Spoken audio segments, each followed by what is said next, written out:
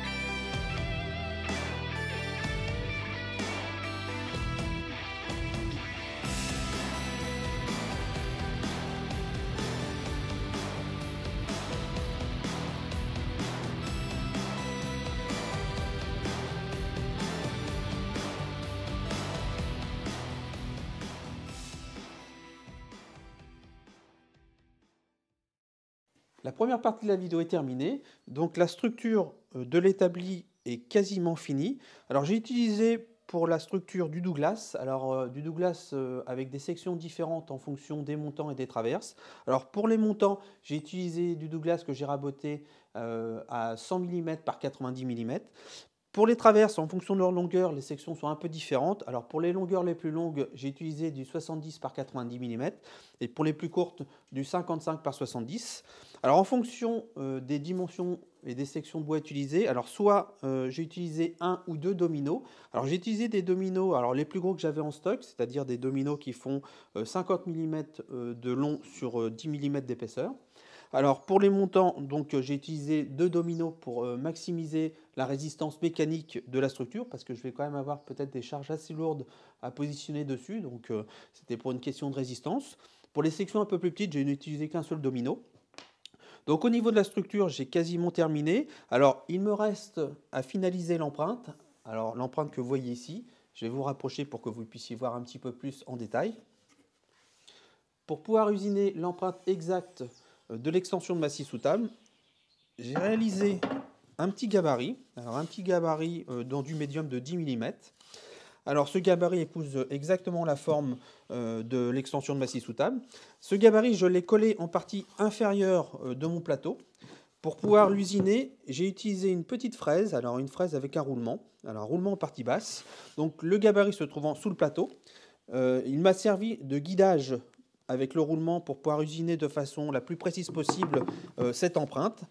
Il me reste à faire la même chose dans la partie Douglas, alors cette fois-ci avec une fraise un petit peu différente, avec un roulement en partie haute, parce que là je vais avoir besoin de plonger dans la matière. Il me reste 2 cm à peu près à retirer, parce que les 2 cm plus les 1,9 cm du plateau, ça correspond à la dimension de ma table, c'est environ 3,94 cm. Donc il me reste cet usinage à faire. Ça va être fait dans les jours qui viennent parce que j'ai commandé une nouvelle fraise que je devrais avoir assez rapidement.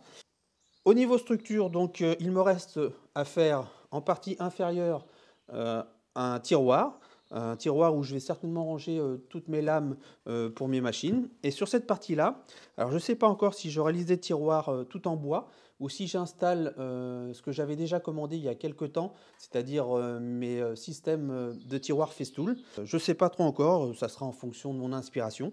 Il me reste aussi les côtés à faire, alors ça sera certainement du contreplaqué, avec un petit habillage pour donner un côté sympa à la réalisation. Voilà, bah écoutez, je vous laisse regarder la suite de la vidéo et puis on se retrouvera tout à l'heure.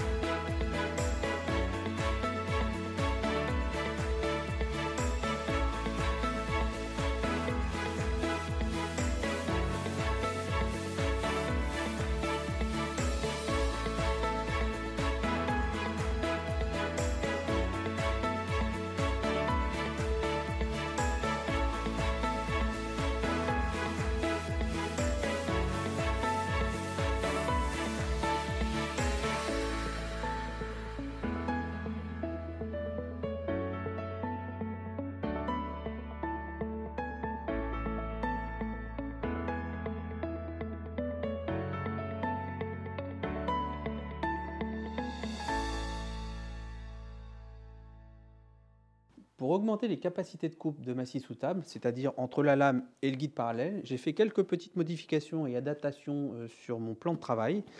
Donc sur mon plan de travail, sur la partie avant, j'ai usiné dans du chêne un profil. Alors un profil qui correspond au profil de ma table Metabo, avec un petit angle à 50 degrés, 51 degrés, plus une petite rainure, ce qui me permet de pouvoir faire coulisser convenablement mon guide sans effort.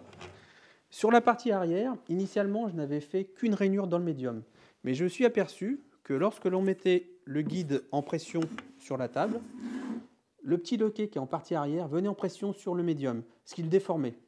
Pour pallier à ce problème, j'ai installé une petite barre en aluminium en partie arrière. Alors c'est une barre qui fait 20 mm de large sur 5 mm d'épais, vissée directement dans le médium et dans la structure de Douglas. Mais pareil, je me suis aperçu que le petit loquet étant légèrement plus bas que le guide, lorsqu'il était installé, venait frotter sur le médium. J'ai donc réalisé une rainure supplémentaire, alors une petite rainure qui fait 6 mm de large sur 6 mm de profondeur, ce qui me permet d'échapper le petit loquet et éviter de frotter sur le médium.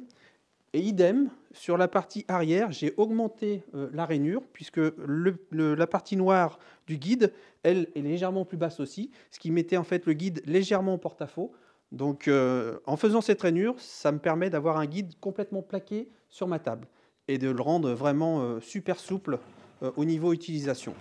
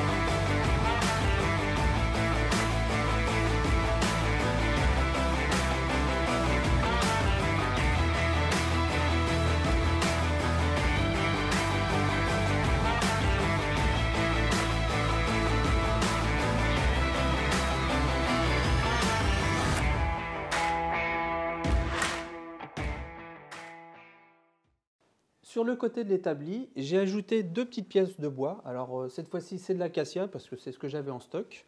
J'y ai percé des trous de diamètre 20 parce que le diamètre 20, c'est le standard de tout ce qui est un petit peu buté, tout ce qui est bench dog. Et c'est aussi le standard pour mes petits serre-joints festoon, mes serre-joints rapides. Donc ça va me servir de butée lorsque j'aurai besoin de serrer des pièces à la verticale. Le bois viendra en appui sur la butée et je pourrai avec mon serre-joint festool serrer la pièce dans le rail que j'ai installé ici. Alors c'est un rail en aluminium de récupération. J'ai pas de lien malheureusement à vous proposer pour ce rail, mais j'essaierai quand même de trouver quelque chose.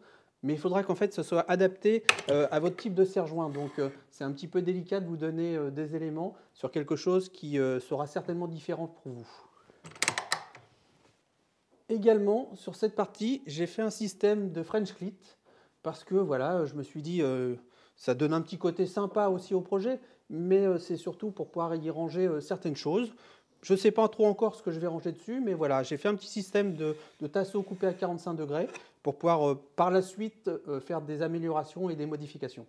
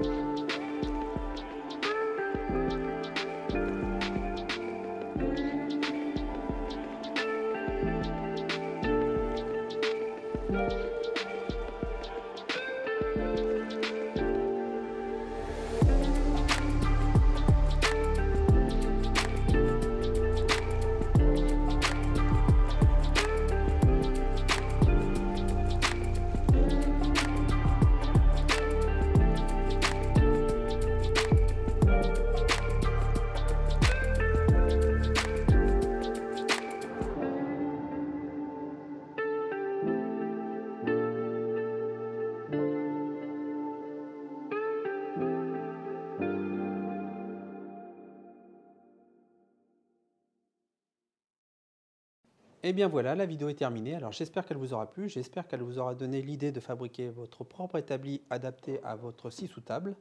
Vous avez vu dans la vidéo, j'ai réalisé une petite sculpture sur la façade du tiroir. Alors c'est une sculpture que j'ai réalisée avec un disque à lamelles adapté pour meuleuse. Et sincèrement, ça fonctionne très très bien. Alors le côté qui est un peu moins marrant du truc, c'est que ça fait énormément de poussière. Et dans un atelier de bricolage, l'ennemi c'est la poussière. Mais en tout cas, ça fonctionne très très bien. Pour ceux et celles qui ne seraient pas encore abonnés, n'hésitez pas à vous abonner, à activer la petite cloche de notification pour ne pas rater les prochaines vidéos, à laisser un commentaire sous la vidéo, je vous répondrai avec plaisir, à lâcher un petit pouce bleu, ça motive pour poursuivre l'aventure. D'ailleurs, je tenais à vous informer, ma petite chaîne YouTube va pas tarder à atteindre les 5000 abonnés. Alors j'en suis encore à quelques centaines d'abonnés, mais vraiment, ma petite chaîne YouTube a pris un peu plus d'ampleur ces derniers mois. Croyez-moi, moi j'en suis super fier. Ça me fait vraiment plaisir de pouvoir vous partager mon quotidien à l'atelier. Donc je vous remercie beaucoup. D'ailleurs, pour vous remercier, je vais organiser un petit concours. Un petit concours pour les 5000 abonnés. C'est quand même un palier qui est important pour ma petite chaîne. Donc restez à l'écoute. Je vais essayer de vous organiser ça dans les semaines qui viennent. Je vais essayer de vous faire un petit cadeau, un petit lot sympa pour que vous puissiez bricoler peut-être dans vos ateliers. Merci beaucoup d'avoir visionné. Je vous souhaite à tous et à toutes une très bonne semaine. Faites de beaux projets et de beaux copeaux dans vos ateliers.